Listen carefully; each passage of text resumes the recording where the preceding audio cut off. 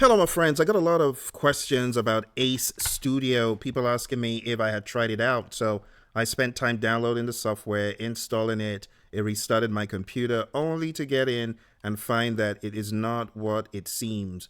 It's not free to try. You got to first pay. And we're talking about $16.58. Well, I know people will say, well, just put your credit card down and do the trial.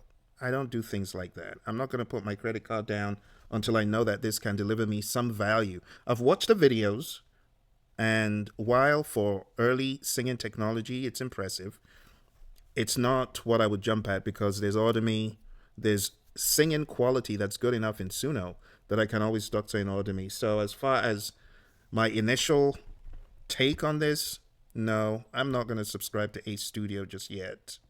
It's not going to happen. Majorly because I don't like the advertising that I encountered, like, oh, it's free trial. You can, like any other AI tool that you're going to use comes in free, just like all the others. Producer AI, Moises, even Suno has a free version. Come on now, I'm not going to waste my time on this. So I know some of you might have jumped in and liked it. I'm not going to fork out another 16.58 or $22 because I already have two subscriptions, one with Suno, one with TUNEE.